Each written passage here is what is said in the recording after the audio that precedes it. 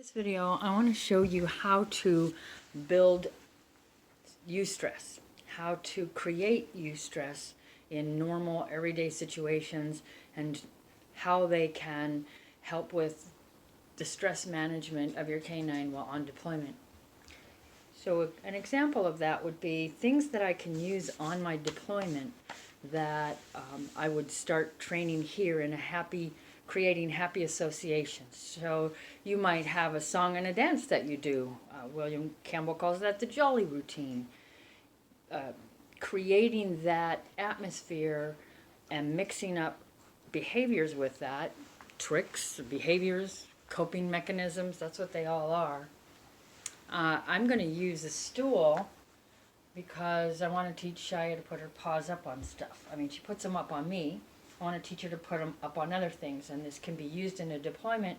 For instance, if you're getting into the subway and you have to step over any kind of divider or space thing, you can say step up, getting into your vehicle, going up onto the plane on those little steps. So how I do that to create that pleasant association, in this case, I'm going to use the stool. I was dancing around with it earlier and throwing cookies.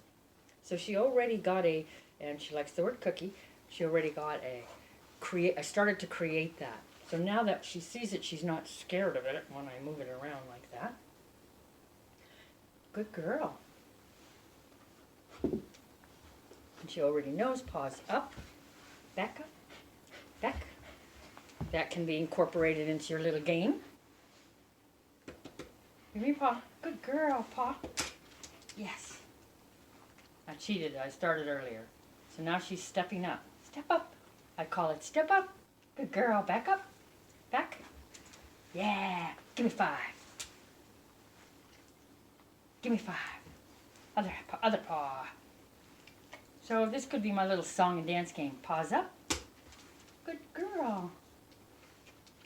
Now think about how some of the stress or things, triggers that can happen during a deployment that would cause some stress, and if not in check, would turn into overstress. You can keep the dog under that threshold if you are able to keep their cognitive part of their brain in gear, because you can't shift the limbic system and the cerebral cortex cannot be engaged at the same time.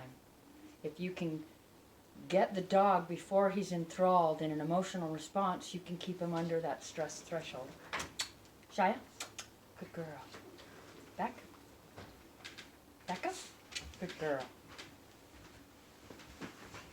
Another thing you could do, and any novel item, think of things that might possibly, anything that you could carry with you that's small, even this little cap. I could do a little game that would be a pleasant experience for my dog, which is something that I could do during break time.